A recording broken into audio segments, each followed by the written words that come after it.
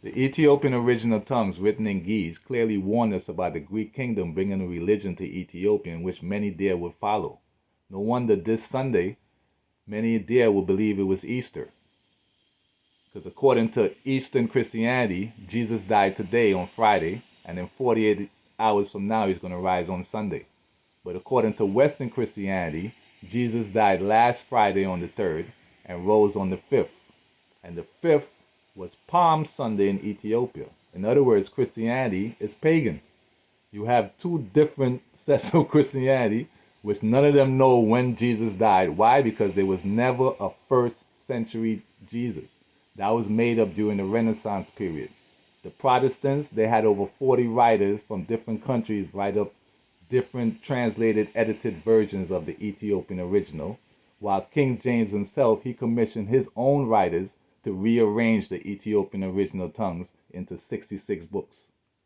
In other words, they paganized the original word and brought back their translated, edited, repainted Horus in a white Jesus costume to Ethiopia. That's why the stories is not adding up. So let's watch what God said to do.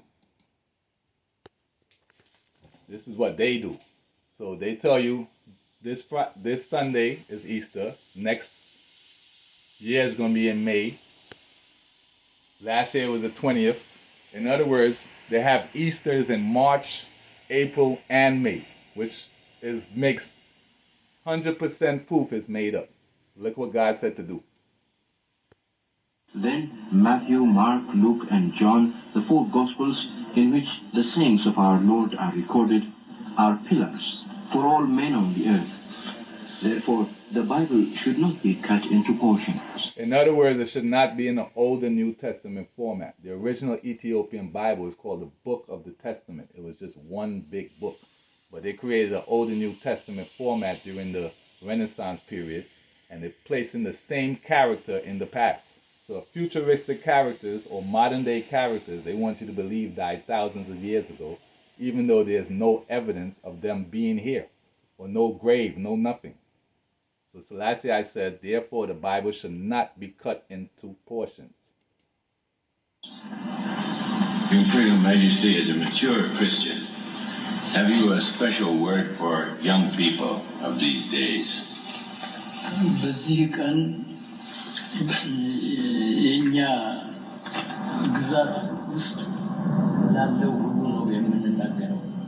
On this occasion, I address also all those within our empire.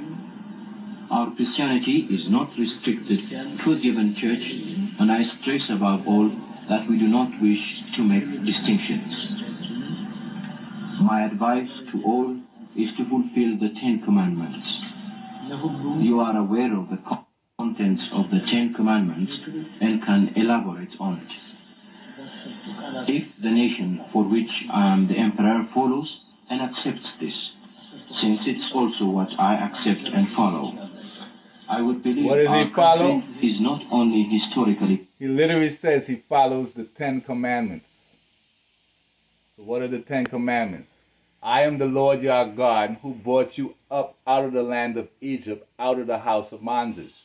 You shall have no other gods before me. So did Jesus bring the people out of Egypt? No. You shall not make yourself a carved image or any likeness of anything that is in heaven above or that is in the earth beneath. So they're telling you that their God Jesus is in the sky above, and they're giving you a carved image as the proof of his life. So what did God say? For I, the Lord your God, am a jealous God, visiting the iniquity of the fathers on the children to the third and fourth generations of those who hate me. In other words, God will be alive when they will have 4 generations after him, but showing mercy to thousands to those who love me and keep my commandments. In other words, many are not following his commandments. Why? Because they're praying to different gods. So remember, it clearly says, to the 4th generations. So remember, God is Jacob himself, right? So we all know it goes from Jacob to Joseph. And then Joseph had Jesus. And then Jesus had Sirach. And then Sirach had Jesus. So let's read. This is the wisdom of Jesus, the son of Sirach, or Ecclesiasticus. In the Ethiopian Bible, they call it the book of Joshua, or they just call it the book of Sirach. So look what it says. This Jesus was the son of Sirach and grandchild to Jesus, of the same name, who lived in the latter times after the people had been led away captive and called home again, and almost after all the prophets. In other words, at the end of Revelation. Now his grandfather Jesus, as he himself witnesses, was a man of great diligence. In other words, both Jesus are going to be alive at the same time. The first Jesus died in a world storm, in a windstorm or a whirlwind. Then Sirach's son will leave the book onto his son Jesus.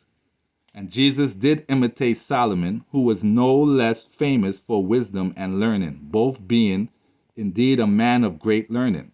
Why Solomon? Because Solomon is Joseph. We know that because of this.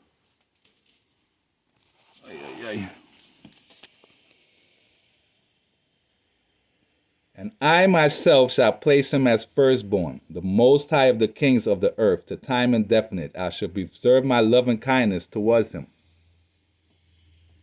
Once I have sworn in my holiness to David, I will not tell lies. His seed will prove to be even to time indefinite. In other words, God is David, King David, and his seed, Solomon, also known as Moses, also known as Joseph, will become king till time indefinite. So as you can clearly see, now Israel loved Joseph more than all his children. So David is the firstborn, and he loves Joseph more than all his children, right? So what does this say? Jacob, God acknowledged him as the firstborn. In other words, Jacob is David, and gave him his inheritance in the divinity